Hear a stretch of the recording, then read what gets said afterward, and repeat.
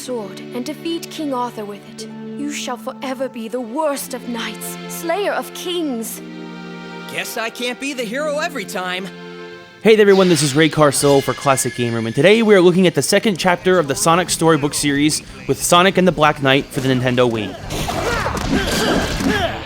Whilst lounging around eating chili dogs one day, our favorite blue hedgehog is magically teleported to the land of Camelot by Merlina, the granddaughter of the famed wizard Merlin, as she is ambushed by the evil Black Knight and his netherworld cronies. After chowing down, Sonic easily dispatches the knight's minions, but is warned by Merlina that he cannot hope to take down the Black Knight, who she reveals is in reality the great King Arthur, and that as long as he holds the scabbard of Excalibur, he is immortal. And so Sonic must embark on a quest to once again save a classic storybook world from a dark scourge that now plagues the land, and find a way to even the odds with the Black Knight. Most of the 3D Sonic games have had problems over the years, but Sonic and the Black Knight is probably one of the worst of the bunch, only being edged out by Shadow the Hedgehog for worst Sonic game ever. As if Sega didn't learn their lesson from that GameCube abomination, they once again decide that a weapon would make sense in the hands of a hedgehog. This time, instead of automatic rifles, at least it's just a sword that talks.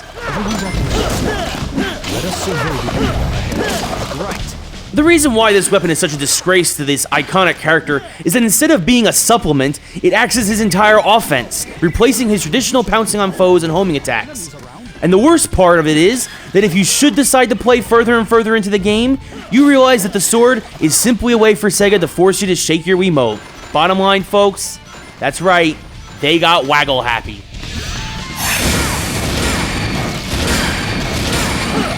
At first, before the whole waggling thing started, I was pleased with the controls, compared to those found in Sonic and the Secret Rings anyways, the first chapter of the storybook series, since Sega went with the more comfortable Wiimote nunchuck combo this time around, instead of holding the Wiimote sideways and using the gyroscopic tilt motion to move Sonic. Assigning jumping to A, blocking with Z, and being able to stop Sonic's on-rails motion through the levels with the control stick makes moving through the levels a lot smoother and faster compared to Secret Rings. But using the waggle motion to swing the sword and attack just seemed so unnecessary, when it would have been so much easier to just assign a lock-on to B and to press A again after jumping to wipe out your foes. This unnecessary obsession with waggle would often break the grooves you'd find yourself in when racing through the levels, and let's remember folks, when it comes down to it, Sonic is meant to be played fast in both pace and gameplay. The bells and whistles included in this game, like collectibles you can unlock and then gift to your friends and their Miis, an abridged history of the legend of King Arthur, and score leaderboards, are not enough to save this game. Another atrocity this game brings into the Sonic series is its versus multiplayer. Now normally, as everyone knows, I am a fan of multiplayer. Huge fan of it. But unless it's a racing scenario, it really doesn't belong in Sonic to me, and the fact that it has a deathmatch is a big no-no. Honestly, I think my anger stems more from my disappointment. They didn't even include Dr. Robotnik in this game as one of the mythical characters, marking it as his only absence from the entire history of Sonic. Tails, Knuckles, Shadow, and others all make appearances in some form or another, like Shadow as Lancelot, but to leave out Eggman was low.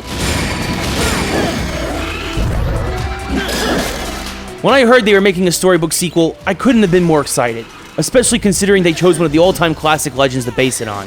But when you get past the surface stuff like the great mix of 2D storybook cutscenes and fully animated 3D ones, and some great voice acting once again from all those involved, and quite simply, this is just veered too far off course from what makes the Sonic games great. And that's without even mentioning the game's plot holes or the lack of a challenge, as you'll probably be able to blow through most of the story mode in a single playthrough.